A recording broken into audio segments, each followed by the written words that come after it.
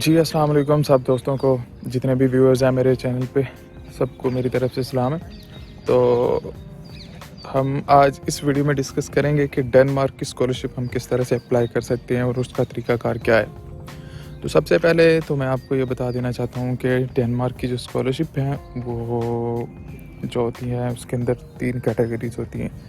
उन तीनों कैटेगरीज़ के अंदर अगर हम देखें तो उसके अंदर हमारे पास पार्शियल भी होती हैं, फुली फंडेड भी होती हैं और पेड स्कॉलरशिप भी होती हैं। ये आप पे डिपेंड करता है कि आप कौन सी स्कॉलरशिप लेना चाह रहे हैं। पाकिस्तान के स्टूडेंट्स के लिए ये वीडियो जो है वो बहुत ज़्यादा फ़ायदेमंद है। तो आज हम डिस्कस कर लेते हैं उसी को। तो हम उनमें किस तरह से अप्लाई करेंगे और क्या-क्या चीज़ें हमें रिक्वायर्ड हैं। तो वीडियो स्टार्ट करने से पहले, वीडियो में आगे जाने से पहले मैं आपको ये बता दूं कि हम दोनों तरीक़ों से इसको देखेंगे कि डेनमार्क की स्कॉलरशिप हम अप्लाई कैसे करेंगे। गूगल पे जाके किस तरह से हमने उनके फॉर्म को फिल करना है, और दूसरे नंबर पे हम ये चीज़ें देखेंगे कि हमारी जो डेनमार्क की स्कॉलरशिप है उसके लिए हमें कौन-कौन से डॉक्यूमेंट्स रिक्वायर्ड हैं। तो सबसे पहले जो हमें डॉक्यूमेंट्स रिक्वायर्ड है वो आपका जो है लैंग्वेज प्रोफिशिएंसी लेटर जो यूनिवर्सिटी से मिलता है वो आपको चाहिए होता है। उसके अलावा आपको आइट्स चाहिए होता है। बाकी आपको आपके एजुकेशनल डॉक्यूमेंट्स जितने भी होते हैं वो आपको चाहिए होते हैं। इसके अलावा जो चीज़ें हैं आपको मतलब पासपोर्ट वगैरह ये चीज़ें सब की सब रेडी होनी चाहिए। नंबर 3 जो कैटेगरी में चीज़ें आती हैं वो ये है कि आपके पास मोटिवेशनल लेटर होना चाहिए, अच्छी सी आपके पास रिज्यूमे या जिसको सीवी कहते हैं पाकिस्तान में वो होनी चाहिए। इसके अलावा आपके पास मतलब कि कोई ना कोई मैं ये पर्सनली रिकमेंड करता हूँ कि आपके पास कोई ना कोई अच्छा स्किल भी होना चाहिए, ताकि आप कल को उसके जिस भी कंट्री में जा रहे हो उसके अंदर ख़ुद को जाके डिफेंड कर सको। तो ये जो चीज़ें हैं ये आपको रिक्वायर्ड हैं। जो डेनमार्क की गवर्नमेंट है वो आपको ये फैसिलिटी प्रोवाइड करती है कि स्टूडेंट्स को इनका लिंक जो है मैं अपने डिस्क्रिप्शन में दे दूंगा, वहाँ पे आप जाके चेक करें आपको कौन कौन से डॉक्यूमेंट्स की ज़रूरत पड़ेगी फर्दर अपना केस चलाने के लिए। और फिर उसके बाद जो चीज़ मेन स्टूडेंट्स का जो क्वेश्चन होता है और जो चीज़ मेन रीज़नेबल है वो ये है कि स्टूडेंट्स पूछते हैं कि हमारे पास हम किस तरह से मतलब खुद स्टार्टअप किस तरह से लें। तो स्टार्टअप लेने के लिए हमें सबसे पहले ये होता है कि हमने सबसे पहले अपना इंटरेस्ट देखना होता है कि हमारा इंटरेस्ट किस डिग्री में है।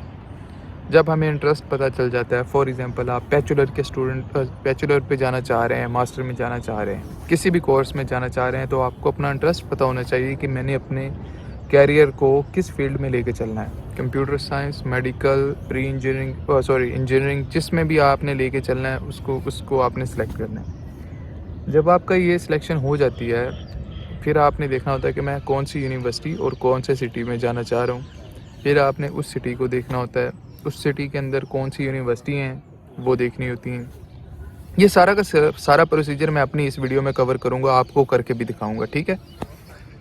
जब आपका ये चीज़ें फाइनलाइज हो जाती हैं कि कौन सा कोर्स कौन सी यूनिवर्सिटी से मैंने करना है, फिर आ जाती है डॉक्यूमेंटेशन की बारी। वो भी आपके पास रेडी है। तो फिर आपको डेनमार्क की जो है वो एक वेबसाइट है, वहाँ पे उनकी गवर्नमेंट ने जो प्रोवाइड की है, वहाँ पे एक फॉर्म है, उस फॉर्म को आपने कर लेना है फिल। उस फॉर्म को फिल करने के बाद आपने जितनी भी स्कॉलरशिप है उनको डायरेक्टली अप्लाई करना है, ठीक है। प्रोफेसर्स को अप्रोच करना है और मतलब कि इस तरह से ही करना है जिस तरह से हम कोई ना कोई अपना जॉब वगैरह जो है वो ढूंढ लेते हैं। पाकिस्तान में जैसे लोग ढूंढते हैं, डिफरेंट जो है वो कंपनियों को अप्रोच करते हैं, डिफरेंट लोगों को अप्रोच करते हैं। इसी तरह से ये चीज़ें होने के बाद आपको वेट करना है कि आपको कौन सी यूनिवर्सिटी जो है वो एडमिशन दे रही है। जब आपको ये कोई भी यूनिवर्सिटी एडमिशन दे देती है तो आपने फिर उसके बाद उस यूनिवर्सिटीज़ के अंदर एडमिशन लेने के बाद वीज़ा फ़ाइल करना होता है।